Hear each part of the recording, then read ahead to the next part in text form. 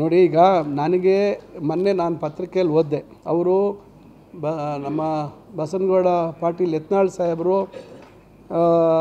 ಶಿವಾನಂದ ಪಾಟೀಲ್ ಅವ್ರ ಬಗ್ಗೆ ಮತ್ತು ಕಾಶ್ಯಪ್ನವರು ವಿಜಯಾನಂದ ಕಾಶ್ಯಪ್ನವ್ರ ಬಗ್ಗೆ ಭಾಳ ಒಂದು ಕೀಳು ಮಟ್ಟದಲ್ಲಿ ಅವರು ಮಾತಾಡಿರ್ತಕ್ಕಂಥದ್ದು.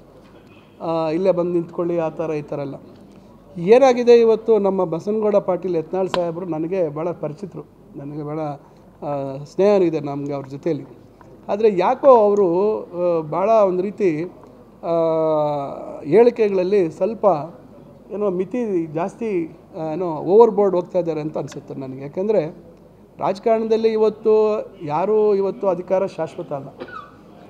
ರಾಜಕಾರಣದಲ್ಲಿ ಯಾರಿಗೂ ಅಧಿಕಾರ ಶಾಶ್ವತ ಅಲ್ಲ. ಯಾಕಂದರೆ ಮಾತು ಅಂತಕ್ಕಂಥದ್ದು ಸ್ವಲ್ಪ ಗಂಭೀರವಾಗಿ ಮಾತಾಡಬೇಕು. ಈಗ BJP ಅವರು ಅವ್ರನ್ನ ಹೊರಗಾಕಿದ್ದಾರೆ. ಈಗ ಅವರು ಅಸ್ತಿತ್ವ ಉಳಿಸ್ಕೋಬೇಕು. ಅದು ಯಾಕೆ ಅವರು ಕೆಲವು ವಿಚಾರಗಳು ಆ ಥರ ಮಾಡ್ತಾ ಇರ್ತಾರೆ ಅನ್ನೋದು ನನಗೂ ಅರ್ಥ ಆಗ್ತಾಯಿಲ್ಲ. ಆದರೆ ಶಿವಾನಂದ ಪಾಟೀಲ್ ಸಾಹೇಬರು ಇವತ್ತೇನು ನೀವು ಹೇಳ್ತಾ ಇದ್ದೀರ ನನಗೆ ಮಾಹಿತಿ ಇಲ್ಲ. ಬಹುಶಃ ಅವ್ರ ಮನಸ್ಸಲ್ಲಿ ಏನಿದೆ ಅಂತಕ್ಕಂಥದ್ದು ತಿಳ್ಕೊಬೇಕಾಗುತ್ತೆ. ಕಂಡೀಷನ್ ಆಗಿ ಹೇಳಿದ್ದಾರೆ ಸರ್, ಬಸನಗೌಡ ಪಾಟೀಲ್ ಅವರು ಶಾಸಕ ರಾಜೀನಾಮೆ ಕೂಡ ಅವರು ಕಂಟೆಸ್ಟ್ ಮಾಡೋದಾದರೆ ನಾನು ಅಕ್ಸೆಪ್ಟ್ ಮಾಡಿ. ಕಂಡೀಷನ್ ನಾನು ಕೊಟ್ಟರೆ ಅಕ್ಸೆಪ್ಟ್ ಆಗಲ್ಲ. ಯಾರೇ ರಾಜೀನಾಮೆ ಕೊಡೋಕ್ಕೆ ಹೋದರೆ ನನ್ನ ಸ್ವಇಚ್ಛೆಯಿಂದ ರಾಜೀನಾಮೆ ಕೊಡ್ತಾ ಇದ್ದೀನಿ ಅಂತ ಕೊಡಬೇಕು. ನೋಡಿ, ಈಗ ನನಗೆ ಮೊನ್ನೆ ನಾನು ಪತ್ರಿಕೆಯಲ್ಲಿ ಓದಿದೆ, ಅವರು ನಮ್ಮ ಬಸನಗೌಡ ಪಾಟೀಲ್ ಯತ್ನಾಳ್ ಸಾಹೇಬರು ಶಿವಾನಂದ ಪಾಟೀಲ್ ಅವ್ರ ಬಗ್ಗೆ ಮತ್ತು ಕಾಶ್ಯಪ್ನವರು ವಿಜಯಾನಂದ ಕಾಶ್ಯಪ್ನವ್ರ ಬಗ್ಗೆ ಭಾಳ ಒಂದು ಕೀಳು ಮಟ್ಟದಲ್ಲಿ ಅವರು ಮಾತಾಡಿರ್ತಕ್ಕಂಥದ್ದು. ಇಲ್ಲೇ ಬಂದು ನಿಂತ್ಕೊಳ್ಳಿ ಆ ಥರ ಈ ಥರ ಎಲ್ಲ ಏನಾಗಿದೆ. ಇವತ್ತು ನಮ್ಮ ಬಸನಗೌಡ ಪಾಟೀಲ್ ಯತ್ನಾಳ್ ಸಾಹೇಬರು ನನಗೆ ಭಾಳ ಪರಿಚಿತರು, ನನಗೆ ಭಾಳ ಸ್ನೇಹ ಇದೆ ನಮಗೆ ಅವ್ರ ಜೊತೆಯಲ್ಲಿ.